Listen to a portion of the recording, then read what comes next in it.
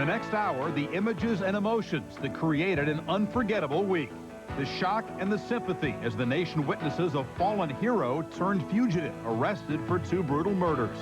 The pure joy of a city's overdue celebration, a coach's redemption, and a captain's coronation. The guts and the will of 2 stars searching for the missing piece in their legacies.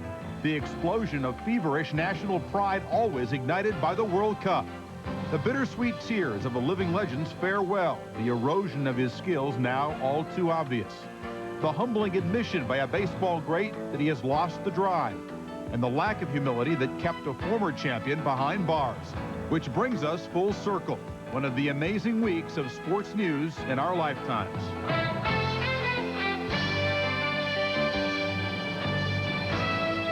Sports Weekly is presented by Delta Airlines. Good morning, I'm Dick Schaap. Happy Father's Day and welcome to Sunday Sports Day, June 19th, 1994. 2.5 hours of news, views, reviews, and previews, highlights and sidelights, cheers and jeers. The New York Rangers won the Stanley Cup for the first time in 54 years. The New York Knicks could win the NBA championship today.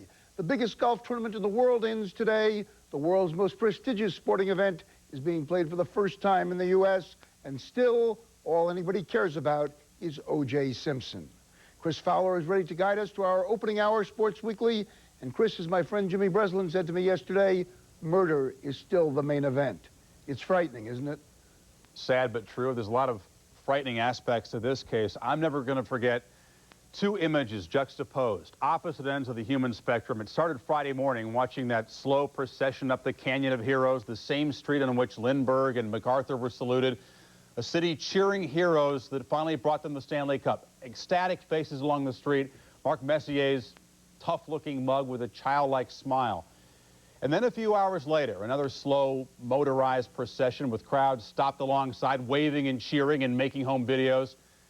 But this time with a man pointing a gun at his own head after being accused of stabbing his ex-wife. Tremendous variety, but the images, again, very similar. Dick, we would hope that the people cheering alongside of the road, it seems hard to explain, we would hope they would be cheering to somehow show support for O.J. Simpson and convince him maybe to put down the gun. You would hope that that was true, but sometimes you have the fear that they wanted to be part of it. I almost expected people to walk up and ask for his autograph. That scene you showed of the slow-motion ride down the highway was almost a reflection of O.J.'s life, running as he did so brilliantly on the football field. And that slow-mo could have been something, you know, right out of Naked Gun 33 and a half. It was almost, you know, comic and tragic at the same time. All right, much more on this case coming up this morning. Baseball was not, as Dick said, the main event this week, but as always, it provided a pleasant diversion. Last night was especially pleasant for the Colorado Rockies, who right now flat out own Dodger Stadium. They've won 6 straight there. Marvin Freeman, who's gone from Braves mop-up man to Rockies ace, had a night he'll never forget. Meanwhile, the fantasy groundskeeper, a night he'll never forget. Give him 10 years, see how much he loves yard work. Top of the second, nobody out, men at the corners, and Joe Girardi, the base hit off Martinez, driving in Charlie Hayes. Rockies would get 3 in the second. Martinez down 3-1. It would get worse for him. There's Freeman, belting one out of the ballpark, the second consecutive start in which Martinez has been taken deep by a pitcher. And Freeman's teammates yucking it up there. They would love this one. The new acquisition for the Dodgers, Brian Barnes pitching and Mike Kingery. Base hit to right. Mondesi can't glove it. It's a ground rule double, 2-run score. And it was a snoozer for Dodger fans by the time it was over. Freeman goes to 7-1. Girardi, another guy given a fresh start in Colorado, equals his personal best with 4 hits. Martinez, the loss. He was told only 2 hours ahead of time that he would pitch. Jeff Bagwell, 3 for 3, drove in 2 as the Astros won in San Diego. He belted his 19th homer, is now batting .347. Mike Campbell lost his first big league start in 5 years. The Mariners, one of the worst road teams in the American League, suddenly getting hot, and maybe a reason besides Ken Griffey Jr.'s home run tear to start cheering for Mariner fans. Bob Malacky pitching. Griffey with the chopper. Good enough for the base hit. He's not going to break any Babe Ruth records with that. He would not score. Bottom of the third, 2-1 for Hendu. The base hit drives in Vince Coleman, 1-0. Malachi was tough, didn't get much luck, but he did get some good defense here from Wally Joyner with the scoop. 7 strong innings, 12 straight ground ball outs at one point. But in the ninth, Jeff Montgomery on, and Junior, not the homer, but the double off the base of the wall. 2 batters later, 2-1 for Tino Martinez. He delivers, and Montgomery fooling no one. 2-run score. Mariners take a 2-1 lead, go on for the 3-1 victory. Malachi's good effort is wasted.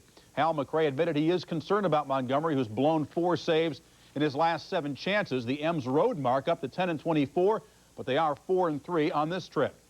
In Arlington, a pitching fiasco. Bottom of the 5th, Texas down 6-4. Will Clark, with the bases jammed, comes through. 2 runs in, game now tied at 6. Rangers went up 7-6 in the bottom of the 8th.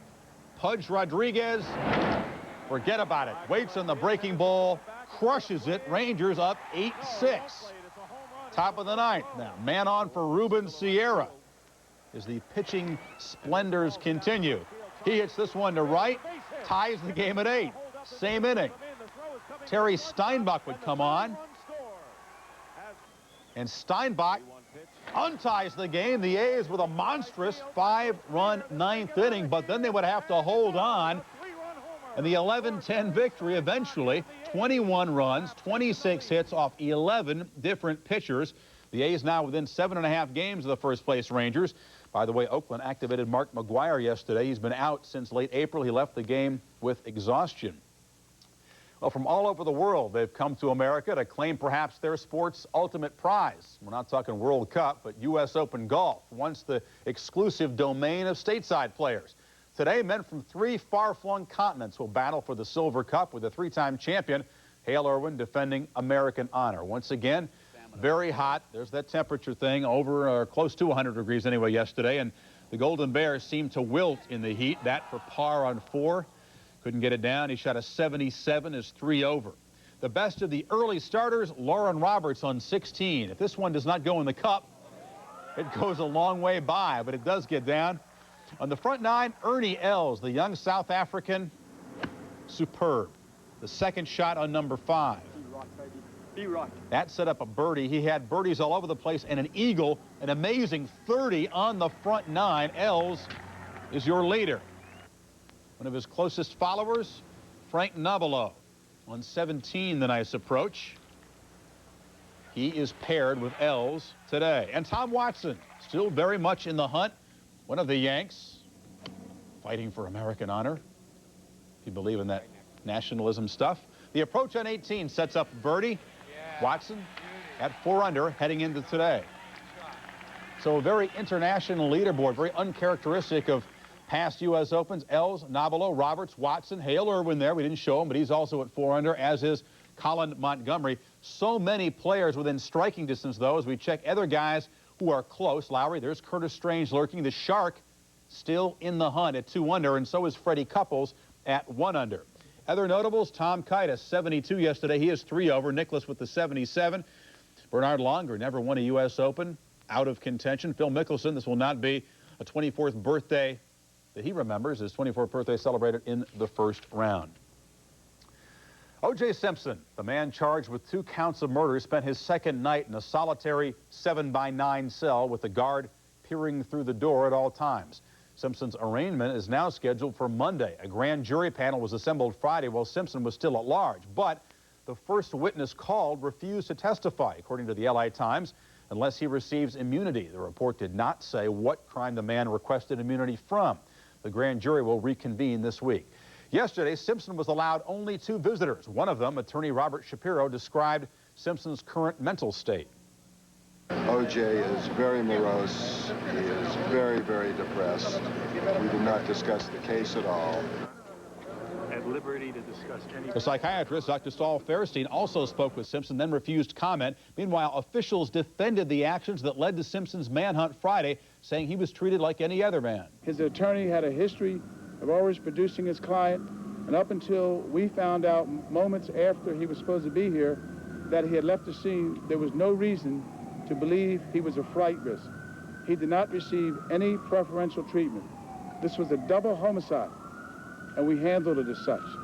Meanwhile, public sympathy for Simpson builds as well-wishers place signs and flowers outside of his home, a fact that concerns prosecutors. Yes, perhaps you do have some empathy for the troubles of O.J. Simpson, but do not lose sight of the fact that it was Nicole Brown Simpson and Ronald Goldman who are the true victims in this case, and the children and the parents and the relatives of the deceased. They are the true victims.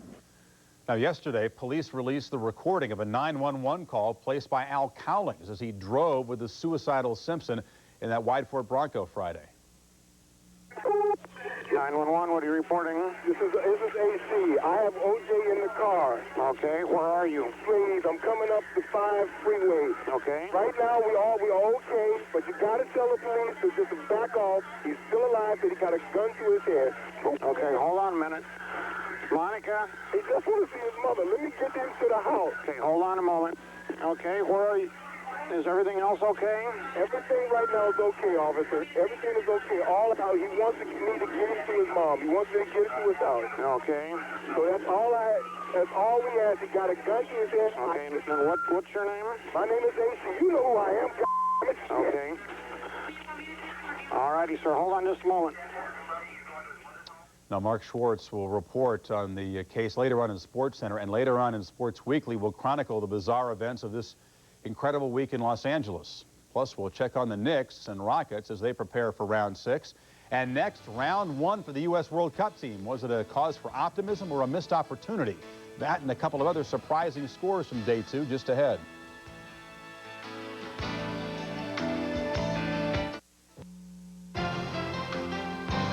Sports Weekly is presented by Delta Airlines. You'll love the way we fly. 44 minutes into yesterday's opening game, it looked grim at best for the U.S. World Cup team. Down 1-0, seemingly overmatched by a Swiss team mediocre by European standards as the partisan crowd sat quietly sweating in the steamy Silverdome. Then it all changed in one well-placed kick. It was the first ever indoor World Cup game. No AC in the Silverdome, and it got steamy, and that was a factor. First half, Swiss attacking. Thomas Dooley chops in a land suitor. It sets up the free kick for Switzerland. The referee is moving back the wall, and Miola was screened there, and George Bray hooks in the curling shot. Brege gives Switzerland a 1-zip lead. Then the Swiss set up their wall, and Eric Winalda blasts the perfect ball just off the bottom of the crossbar. 1-1, a momentum changer in the final minute of the first half. Tony Miola playing brilliantly in the second half, and it stands up the 1-1 tie. There's no overtime until the next round. Each team earns 1 point in Group A play. The U.S. next faces the group's favorite, reeling Colombia, Wednesday in Pasadena. Why reeling? Well, because Colombia favored Romania. Humidity, kind of a bad hair day for Carlos Valderrama. In the 15th minute, I should say, poor Madusiu beats 3 defenders. Goal Romania, 1-0. Bogdan Stelea coming up big in the net for the Romanians. The blast from Adolfo Valencia stopped. Romania's goal peppered throughout the game. 1-0. When George Hagi just looks to cross the ball, you see there's no spin on it, but it finds the top corner, and Romania stuns the Colombians. Only a small pocket of Romanians in the Rose Bowl, but they come away with the most surprising result of the World Cup so far. Only the second loss for the Colombians since '91. They were picked by Pelé, no less, to win it all. Look out, it's desperation time for Colombia in that Wednesday game against the Americans. So Romania jumps to the top of the U.S. team's group. They may have clinched a second-round spot before they play the U.S., which could possibly help the Yanks' chances. It's now must-win for Colombia. Ireland beats Italy for the first time ever in a World Cup game. The lads, they were singing and the flags were waving in the Meadowlands yesterday. Ray Houghton, the goal in the first half, and it stands up as Ireland gets it. ESPN coverage continues right after Sunday Sports Day. Belgium and Morocco at 12:25. Then it's Norway, Mexico, a critical game. And tonight, the Cinderella team, Cameroon from last year, they will face Sweden. Just ahead on our show, the bid to free Mike Tyson immediately is heard, then rejected. That and the rest of the week's news items coming up when Sports Day continues. Is out of Wimbledon. Mary Pierce pulled out yesterday, apparently concerned about a report in the London tabloid The paper quoted Pierce's father, Jim, who says he planned to defy a ban and come watch his daughter play at the All-England Club. Pierce would only say that personal reasons beyond her control caused her to cancel her Wimbledon debut. It was a week of tearful farewells to golf's living legend, to the 10-time Major League All-Star, and to college baseball's revered mentor. It was also the week in which a judge ruled that Mike Tyson was not ready to bid farewell to prison. Linda Cohn provides the details in our weekly review. Mike Tyson's bid for an early release from prison was rejected on Monday. His future hinged on him accepting responsibility for what happened. But under questioning by the state, Tyson did not agree. In Tyson's words, "I'm innocent of the charge. I don't take responsibility for raping anyone. I have committed no crime. I believe I am innocent of this charge, and I don't have any reason to apologize." Some say Tyson's continued denial is the reason Judge Patricia Gifford is keeping Tyson in jail. Well, she wants to make sure that if she lets Mike Tyson out of prison, this isn't going to happen again. So she's looking at that word rehabilitation. And to her, that starts with admitting the crime. And when Tyson said he was going to go to his grave an innocent man, she was going to send him back to jail. He was a former Super Bowl MVP, Phil Simms. His future is in question. On Tuesday, the New York Giants ended their 15-year association with Simms. The 38-year-old quarterback was released because of shoulder problems, age, and salary cap restrictions. The future of the Arizona State baseball program was clouded with the passing of longtime coach Jim Brock. Brock was 57. In 23 years, his teams won over 1,100 games and 2 World Series titles. Golf legend Arnold Palmer said goodbye to the U.S. Open on Friday. In an emotional walk-up 18, the former champion played in what most likely will be his final U.S. Open. You know, it's been 40 years, and when you walk up the 18th and you get an ovation like that,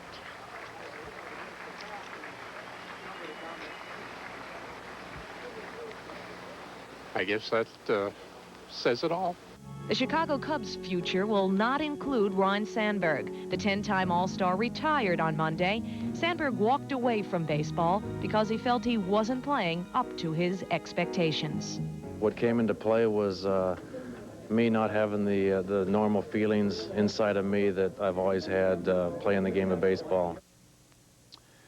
One of the stories still ahead, the difficult life as an NBA coach in the 90s. The rules have changed, and many find it impossible to operate when nobody's sure who's the boss. Also, the Rangers are the NHL bosses. Finally, we'll relive the countdown to ecstasy, one of hockey's most memorable moments ever. Coming up.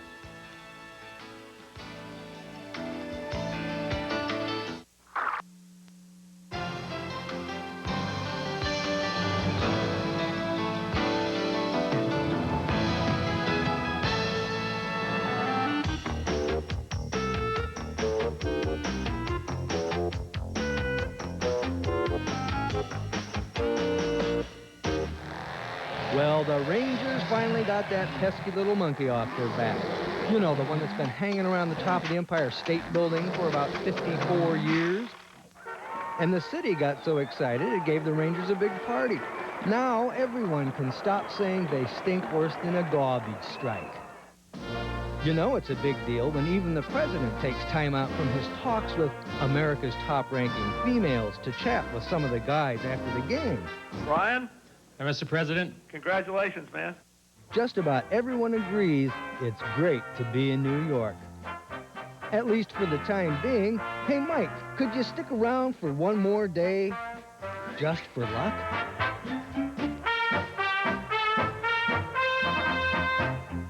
Well, anything is possible now. There is hope for the Cubs and Red Sox. The Bills can win a Super Bowl. Susan Lucci might win that elusive daytime Emmy. Even airline meals could someday taste good. Anything is possible now that the Rangers' 54-year Stanley Cup drought is over. The celebration started Tuesday night and continued almost nonstop until Friday's parade down Manhattan's Canyon of Heroes. 1.6 away from the cup. Pavel Bure. It's over! The Rangers win the cup! The Rangers win the cup! Something that most people did not think they would hear in their lifetime. 54 years of curses are over! No more 1940! And they are going wild here at Madison I'm so absolutely so numb right now. I don't even know what to say. I don't know what I feel. I'm just damn happy it's over. Messier moving in. Messier to the middle, looking for help. Dropped it off. Zubov. Leach open net. Score! One word. Belief. We believed in each other, and we believed in what our cause was. Great save on Ronning. Oh, did Richter come up big? You know, it's something you started to try to do from ever since you were little, playing on your driveway. It was a great learning experience, and it was the best, most fun I've ever had in my life. I'm so proud of the players. Mike Keenan, before the game yesterday in the locker room, delivered one of the most powerful speeches I think I've ever heard in professional sports, live or on TV or anything. It was absolutely incredible. He took it to the range, took control, and it got the team back on track. And on behalf of the former Rangers, thank you, 1994 Rangers. This is something special. The one thing that we mentioned to the players was that if you win this trophy, you win this cup, you'll walk together forever. And they will walk together forever with you, New York City. Thank you.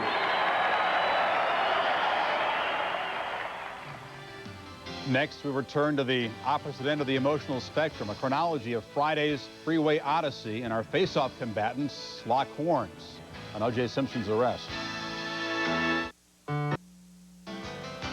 Sports Weekly is presented by Delta Airlines. You'll love the way we fly. And brought to you in part by Ace Hardware. Ace is the place for helpful service. Plus, Super 8 Motels with over 1,000 locations nationwide. Life's great at Super 8.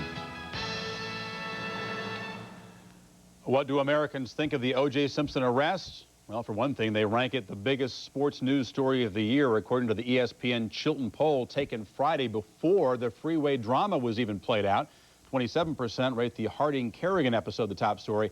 Michael Jordan's retirement was third. There is a margin of error of plus or minus 5% in these polls. For the sadness and the strangeness and the suspense, it was a day we'll never forget. O.J. Simpson's escape, search, standoff, and surrender created a truly bizarre ending to a week of stunning developments. Jack Edwards traces the case step by step. Late Sunday night, O.J. Simpson takes a limo to Los Angeles International Airport. He boards an 11:45 p.m. Pacific Time flight for Chicago.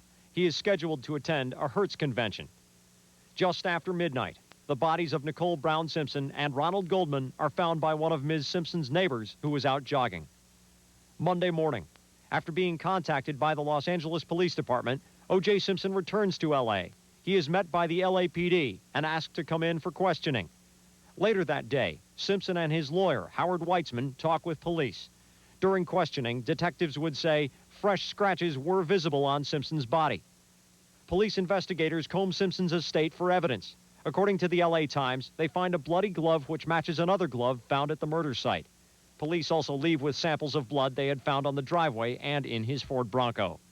It's pretty clear that some items of evidence can be detected by anyone standing on a sidewalk as they watch us gather evidence, but we're not going to disclose specifically how pieces of evidence that we recover actually come to bear on the homicide itself or who may be responsible for the crimes. Tuesday, Simpson spends the day in his mansion. The media sets up camp outside. Police remove Simpson's Ford Bronco for further investigation. Wednesday, Simpson's attorney, Howard Weitzman, quits due to his personal relationship with Simpson and other professional commitments. Simpson's new lawyer is Robert Shapiro, an attorney who has represented high-profile clients. He is known in the legal world for his plea bargaining abilities. Shapiro also gives Simpson's alibi. At the time that this murder took place, O.J. was at home awaiting to get into a limousine to take him to the airport on a trip that had been planned well in advance for a promotional event in Chicago. Also Wednesday, Fred Goldman, father of Ronald, describes his son's relationship with Nicole Simpson. If Ron was dating somebody, we would have known about it. As best as I know, and I don't have any reason to think otherwise, if Ron knew her as a friend, it was as a friend. Thursday, 35-year-old Nicole Brown Simpson and 25-year-old Ronald Goldman are buried in separate services. O.J. Simpson attends his ex-wife's burial. The L.A. Times reports that his blood type matches blood found at the murder site. Thursday night. ESPN has learned that evidence against O.J. Simpson is so overwhelming that Simpson could be arrested as early as Friday. Multiple sources close to the Los Angeles Police Department and within the L.A. County DA's office tell ESPN that the case against Simpson goes like this. Police have confiscated a ski mask and dark clothing that they believe Simpson was wearing on the night of the murders. That leads them to believe that he was lying in wait for his ex-wife, Nicole Simpson. Friday, 8:30 a.m. Attorney Robert Shapiro receives a call from authorities asking that O.J. Simpson surrender. The charges are 2 counts of first-degree murder with special circumstances. Shapiro agrees that Simpson will give himself over to police at 11 a.m. Simpson is staying at a house in the San Fernando Valley, about 20 minutes from his home. 9:30 a.m. Shapiro tells Simpson of the charges and that the maximum penalty could be death.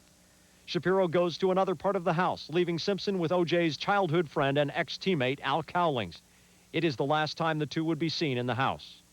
The Los Angeles Police Department right now is actively searching for Mr. Simpson. 2:20 p.m. Pacific time. The focus shifts to the murder site, the condo of the late Nicole Brown Simpson. The rumors that O.J. committed suicide here are false. O.J.'s not here. We merely had a report that he might be driving over here to this location. 3 p.m. Pacific time. Simpson is nowhere to be found. The manhunt expands. As of this time, approximately 3 p.m., no one knows where he is. I want to say something to the entire community. If you in any way are assisting Mr. Simpson in avoiding justice, Mr. Simpson is a fugitive of justice right now. And if you assist him in any way, you are committing a felony. 5 p.m. One of Simpson's closest friends, Robert Kardashian, reads a letter written by Simpson earlier in the day. First, everyone understand I had nothing to do with Nicole's murder. I loved her, always have, and always will. As a last wish, please, please, please leave my children in peace. Their lives will be tough enough. I think of my life and feel I've done most of the right things. So why do I end up like this? I can't go on.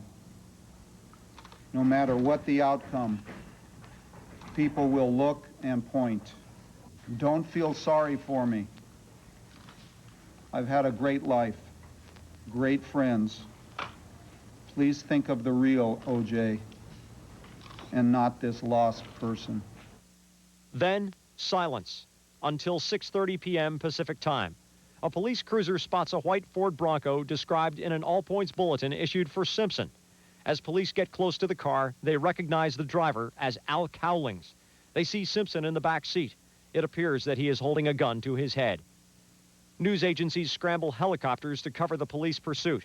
For more than an hour, the low-speed Odyssey takes a circuitous route towards Simpson's neighborhood.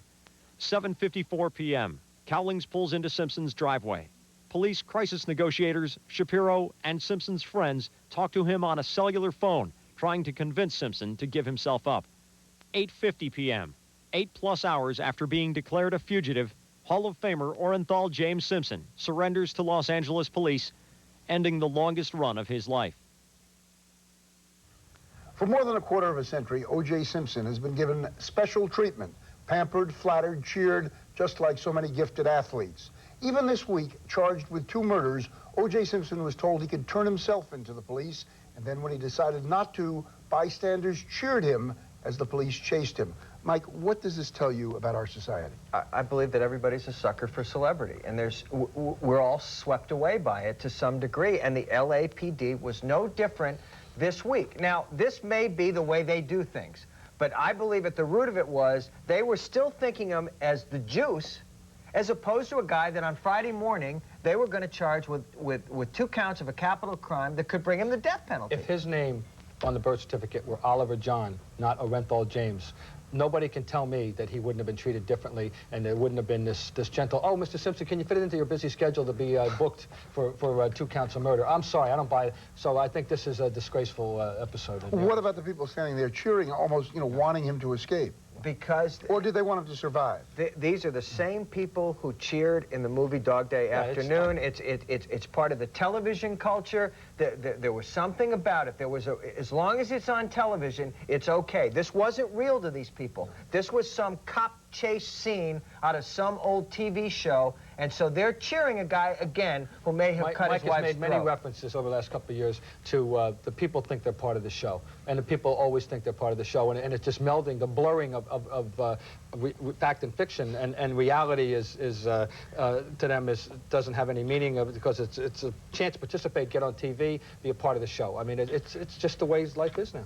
Thank you very much, Bob. Thank you, Michael. Roy Johnson will join Ryan and Lupica on the Sports Reporters, which is coming up on the hour. Today's topics: O.J. Simpson, an American tragedy; Titletown, USA, can the Knicks match the Rangers? And going like 60, will the salary cap bring Ken Griffey Jr. to a full stop? And coming up on this show, more on the Knicks' Titletown bid. The Ewing-Hakeem duel is a standoff. The backcourt matchup has not been. Dan and Jack coming up.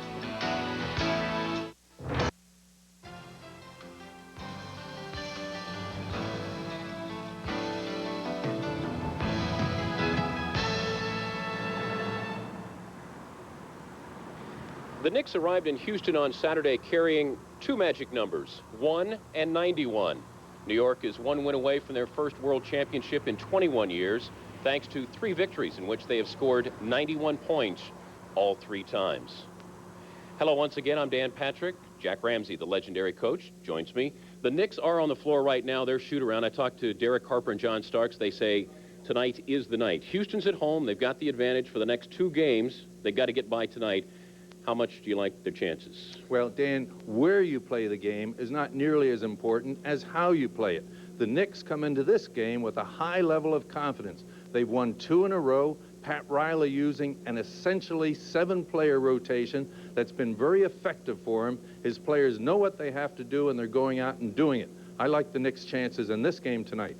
The Knicks, they have been able to stymie that Houston offense. So Rudy Tomjanovich has to come up with answers. His team has been held under 90 points 4 of the 5 games. Well, it's the Knick defense. Patrick Ewing is a big force in this, and you like to have the kind of defense that you can get from Ewing.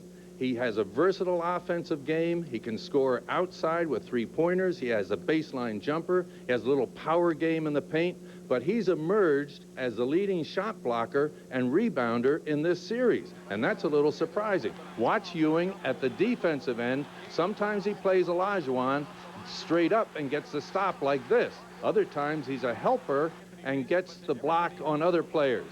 Now he also gets to the offensive board. When Olajuwon goes after the shooter, he often leaves Ewing alone by himself. And on other plays, Ewing comes from nowhere and can slap it in with either hand.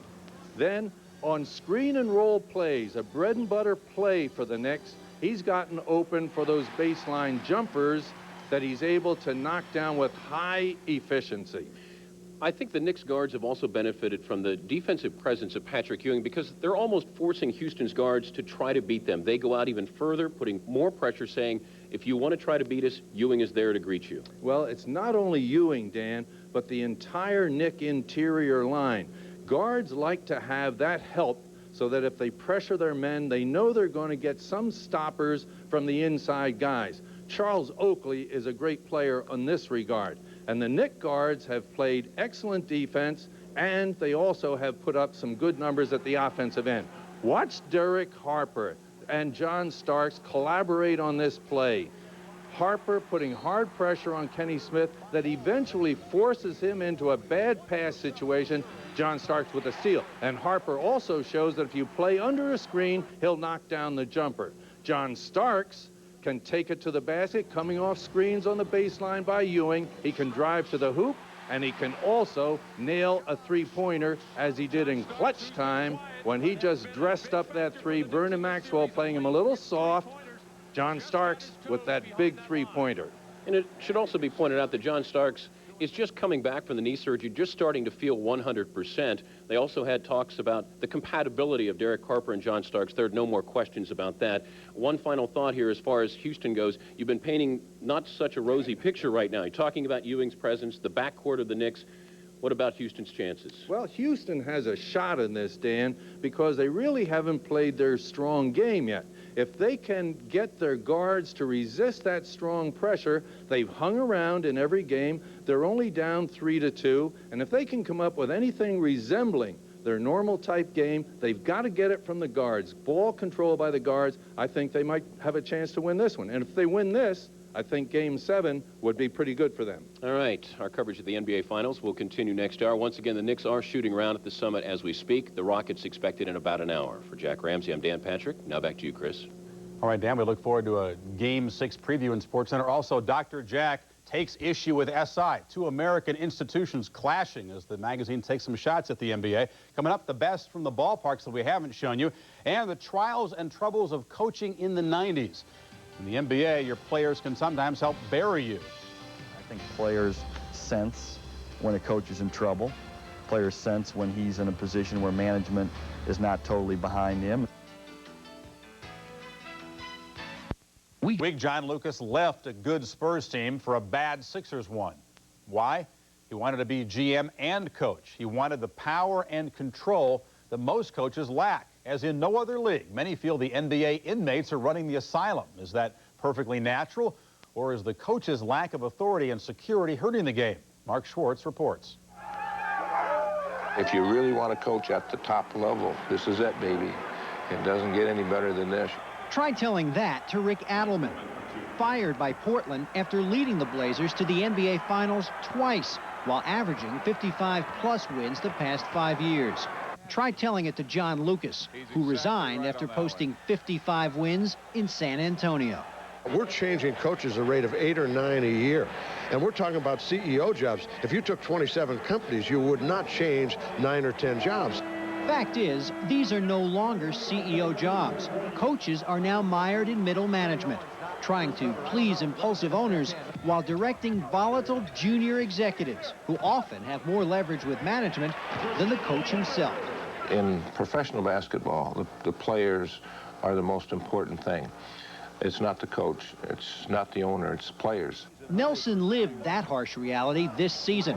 As coach and general manager of the Warriors, Nelson wields power few of his peers do. And yet, his authority was challenged by a rookie. But it wasn't just any rookie. It was Chris Webber, in whom the team invested $74.4 million.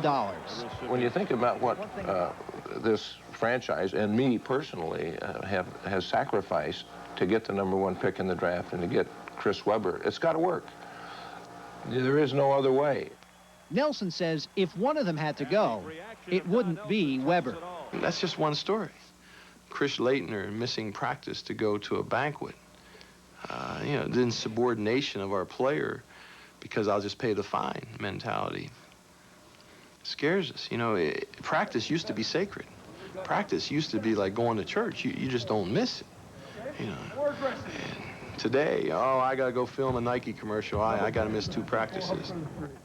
Once upon a time, the coaches actually made the rules. Once, it would have been unthinkable for Dennis Rodman to demand of his coach that he be excused from team shoot-arounds, and blasphemous for Scottie Pippen to refuse to take the floor simply because his coach called a play for a teammate. I don't think I've ever seen so much turmoil internally in the NBA today. Veteran Kurt Rambis says 75% of coaching in the NBA today is getting the players respect so you can get them to do the things you tell them to do. But in this age of players as walking conglomerates, the coach is one of many vying for their attention.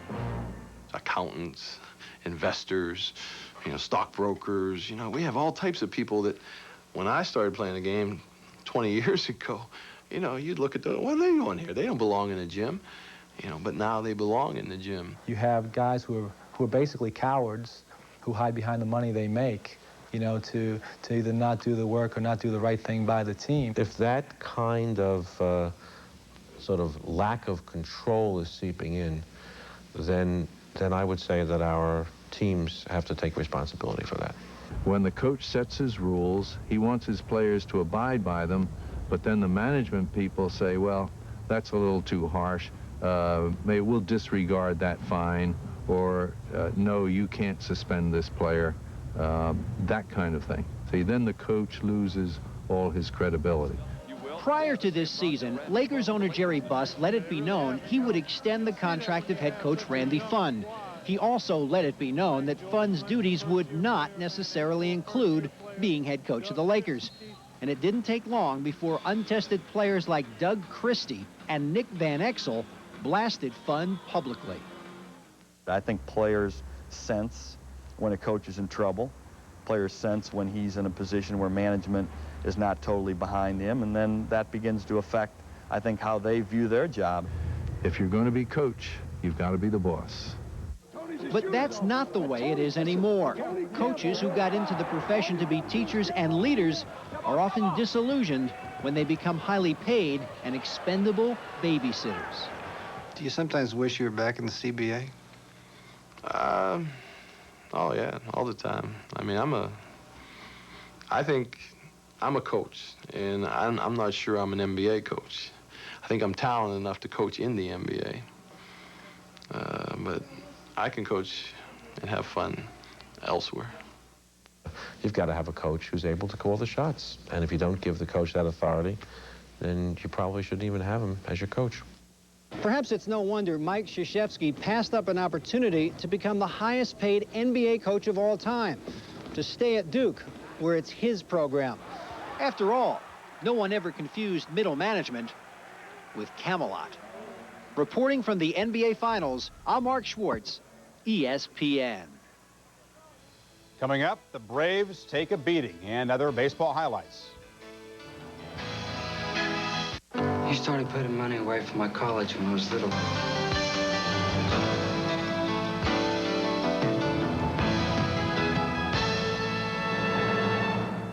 Say it with me now, the first place Cleveland Indians. The Tribe's amazing streak continues. Elsewhere, a pitcher turned slugger, and the Reds just give Atlanta a brutal beating, all part of our Major League wrap from last night. Deion Sanders' his comeback series against the Braves, the shot to center, but Roberto Kelly, ironically, the man he was traded for, back to rob Deion. Not to be outdone, Sanders on the Jeff Blauser liner makes the nice diving grab.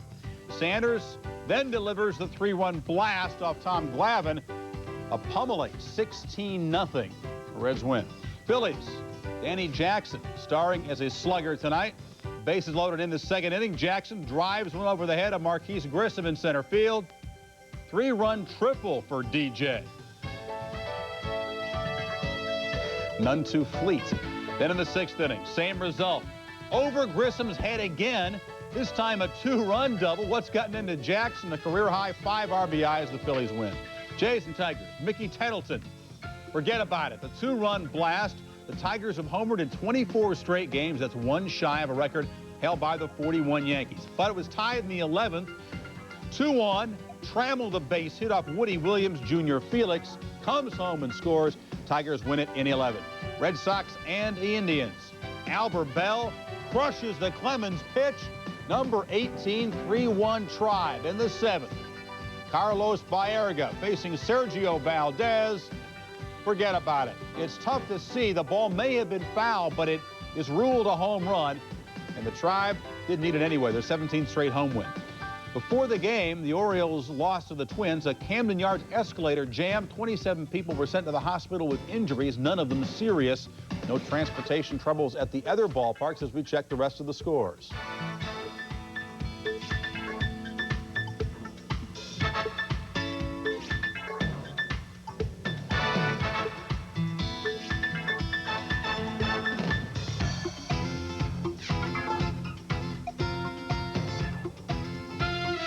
Coming up, Frank DeFord laments the falling of an American sports idol and points the finger of blame in several directions.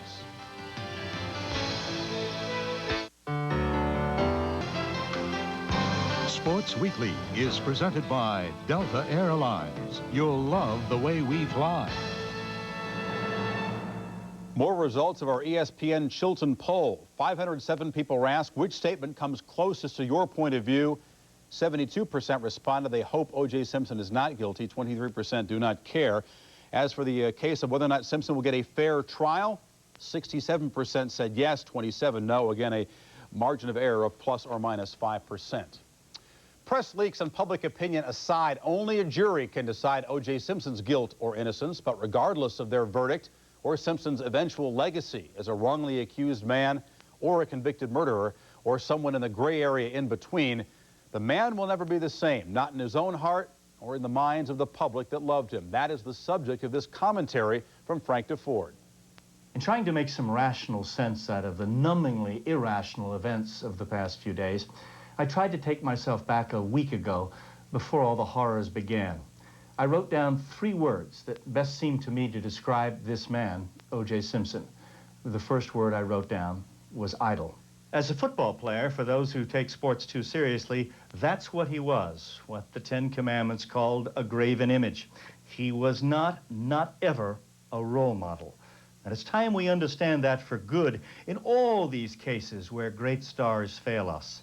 Hall of Fame, multi-millionaire athletes simply cannot play any model role for typical people, especially typical children.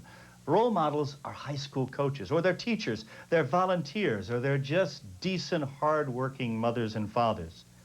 O.J. Simpson was an idol. Then I wrote down the second word, celebrity. The Juice became a very important celebrity. Don't ever forget that. He was the first crossover African-American personality to be accepted in a commercial campaign, sort of a friendly live cartoon character, the Juice. He showed up in movies, not really as an actor, but just as the Juice, having a good time.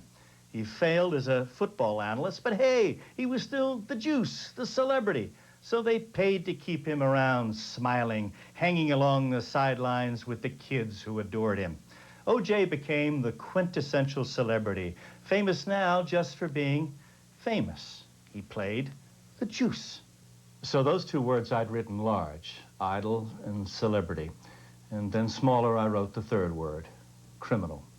Oh yeah, we all knew that O.J. was a convicted wife beater. We all knew that.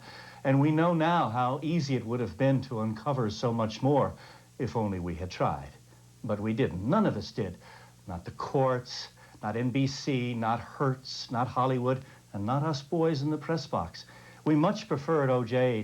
to keep him as the idol, as the celebrity, as the Juice. If there was one mistake made in all of this, there it was. This, unfortunately, is the result of the criminal justice system not doing the job that it must do in domestic violence. Years from now, we will look back and remember only 2 blood crimes of 20th century America. The Lindbergh baby kidnapping in 1932, the Simpson wife murder in 1994. 2 idols, 2 American tragedies. Sometimes we finally pay attention. We change things only after they happen to celebrities.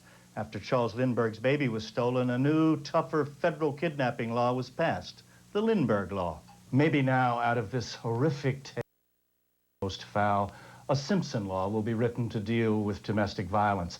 At least maybe that small good will come out of this awful tragedy. Maybe if there had been such a law in 1989 or even in June of 1994, maybe then Nicole Simpson and her friend would still be alive. And maybe then O.J. Simpson would still be the Juice. Live reports on the latest in the case, plus the NBA Finals and the U.S. Open in a half hour on SportsCenter. But first, Dick Schaap and the sports reporters coming up now.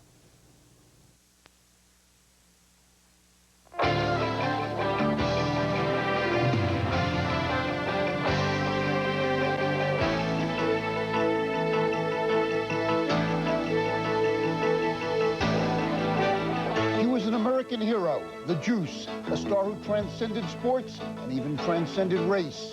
But now he is an American tragedy, accused of the brutal murders of his former wife and a young man.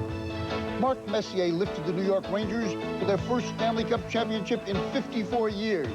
But Hakeem Olajuwon, despite splendid skills, may not be able to lift Houston to its first title ever. Ken Griffey Jr. could finish the season with a home run record, but only if he gets to finish the season. The Sports Reporters with Dick Chapman. Good morning again. I'm Dick Schaap, and welcome to the latest edition of the Sports Reporters. We'll be discussing those subjects and more with a well-traveled trio. Bob Ryan of the Boston Globe, who went to Detroit to watch a soccer game yesterday. Mike Lupica of Newsday, who went to Vancouver to watch a hockey game a week ago. And Roy S. Johnson of Sports Illustrated, who went cross-town to watch a basketball game the other night. But gentlemen, none of you had to travel to watch the most compelling story of the week unfold, the shocking story of two murders and the man who was accused of those murders, O.J. Simpson. Has any story in the past 10, 20, 30 years, sports or otherwise, stunned you as this one has, Bob Ryan? Well, it's all a matter of degrees, of course, but all I know is that the idea that it was O.J. Simpson in that Ford Bronco on that screen with those police cars in pursuit, that is something I don't think I can top. And you couldn't top it if you sat down to write it. Mike Lupica.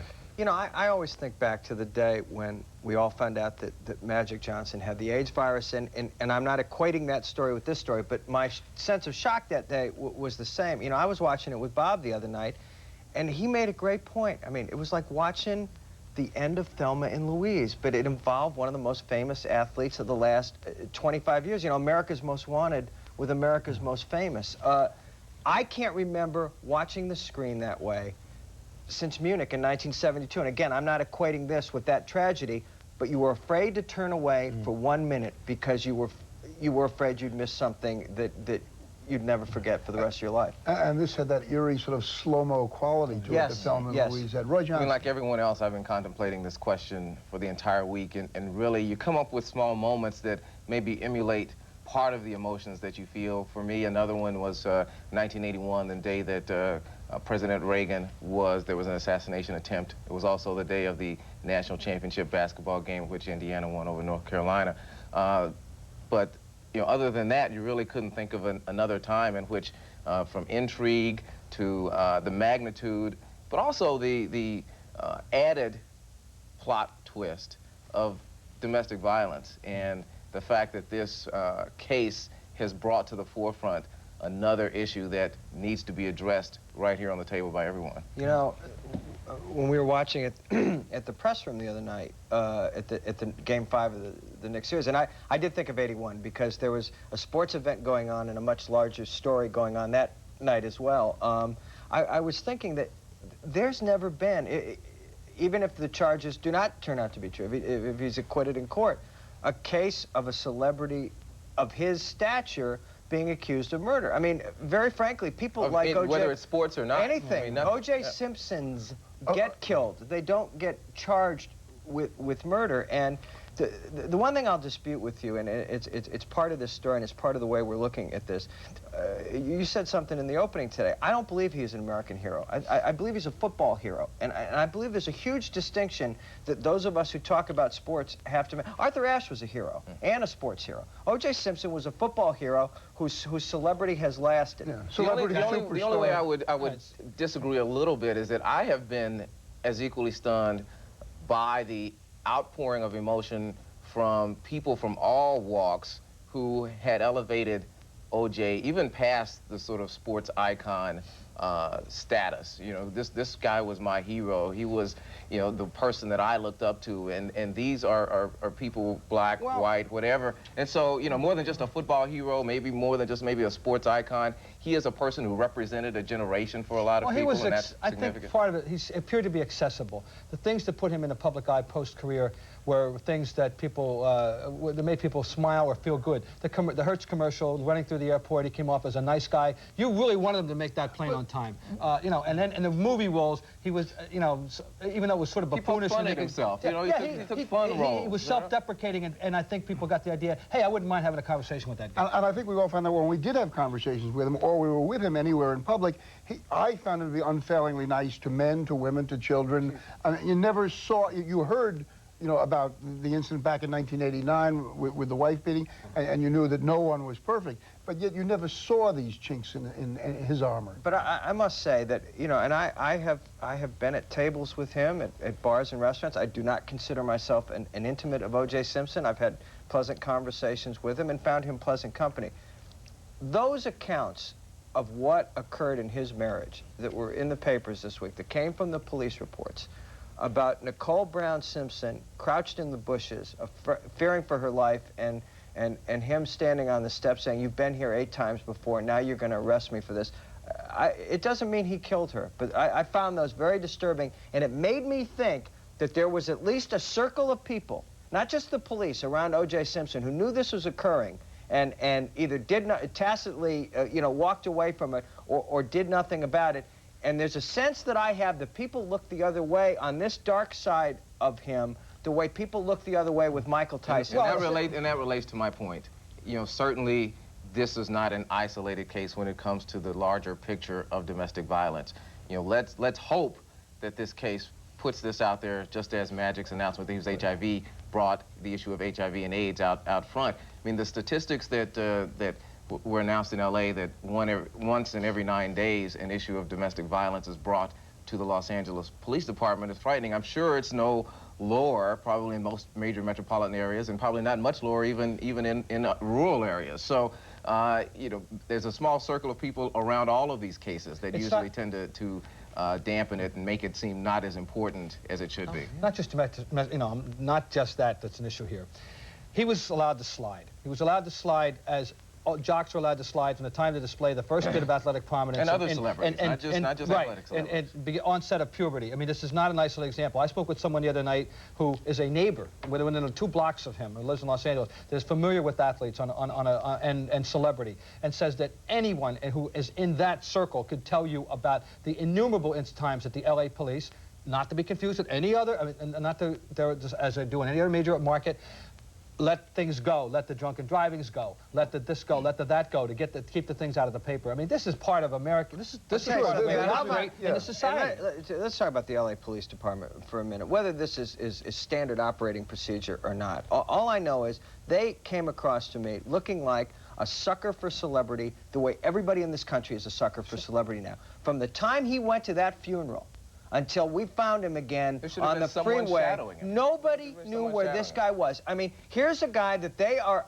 accusing of a double homicide, a capital crime that could bring the death penalty, okay? And they basically say to him, would 11 o'clock Friday morning be okay for you? Their mistake was saying that he was one of those people that there was no danger of fleeing because of his celebrity. Right, well, obviously they were the other thing is you cannot arrest someone until you have a warrant for them. And almost anyone can elude other people if they try too hard enough. You know, it's not that hard to get away from people in a city with freeways like that, or even in New York City. Shouldn't he have been under some kind of sort of surveillance? Should have been, but subtle surveillance wouldn't work, I don't think. It would have to have been a lot more than subtle surveillance. Well, wait a minute. They walked out the car and got into Al Cowling's Jeep and drove away. I mean, but look at that phony thing with the guy being snuck into his house pretending it's O.J. and those, you know, anybody, a cop, you, me, there goes O.J. Don't you believe that they did look at this differently because of who he was? Of course. And not a suspect in a grisly and gruesome double homicide. Absolutely. Now, let's talk about who he was. Who was O.J. Simpson? What made him so special? He transcended race. Well, you know, clearly he was successful on the playing field, which for a number of people was the first and immediate reaction. You know, Heisman Trophy winner, you know, certainly redefining again for that generation the concept of the running back, succeeding in places, you know, bringing to Buffalo. I mean, for Buffalo, this is probably their greatest athletic star. So bringing an entire city together and coming to represent them nationally, and then making the transition from the playing field to real life, at least so we thought, being successful financially, being able to translate his athletic success into success in movies, becoming a spokesperson, which for many black athletes, that just was not even a possibility. He may have been the trendsetter in that regard in terms of major corporations. And then representing himself well on national television, being out there and representing himself, and for a lot of people that was very, very significant. But, I mean, couldn't you in a certain way equate him, say, with a Sidney Poitier or with a Bill Cosby, who became who went beyond race. Oh, no question. He was, I mean, this started at Los Angeles Coliseum on Saturday afternoons in the 60s. And, you know, there was something about 60s sports heroes in anything. And you know, he was a sports hero in the sense that guys in fiction and movies are heroic. You know, that run that we showed on the opening, that was a play called 23 Blast at USC, and he ran six. He ran six. There was third down.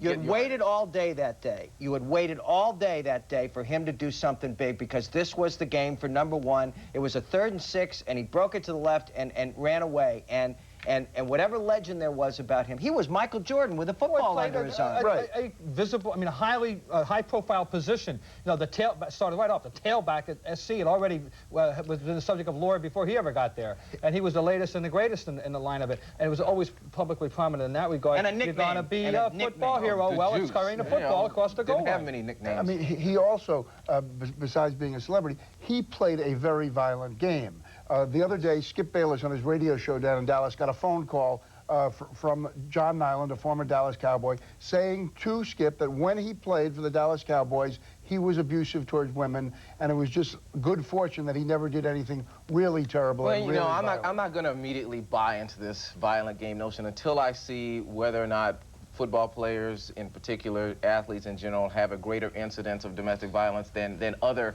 populations of men. I mean, Alan Page was a fearsome, man-eating, gobbling defensive end, and he's now on the Minnesota Supreme Court. So, but Alan Page has also talked about how he did not buy into the football mentality. Dick, I think you can say that perhaps if you do have these tendencies, that football might be a good place for you to express them. But to make a correlation between football and this crime is like to say, if you could find out in some other killer's past that he had played football one time and make the connection between him going out and killing 7 people. No, very few football players go out and kill people. That's why I really believe that it is. It's dangerous to generalize in that regard, but the one that I'll hang my hat on, going back to is the fact that society allows people of overt gifts, whether they're thespian gifts or whether they're athletic gifts, to slide in many other areas of life. Oh, yeah. I mean, just as an example, just here in New York this weekend, an emergency medical services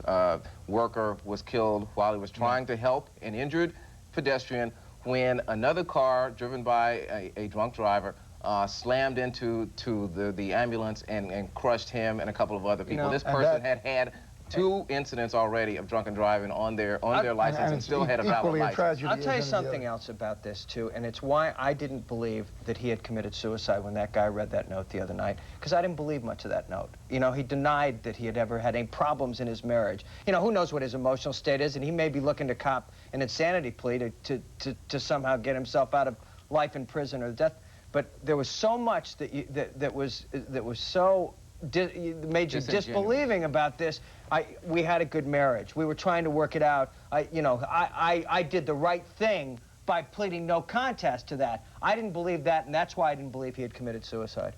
We'll take a break.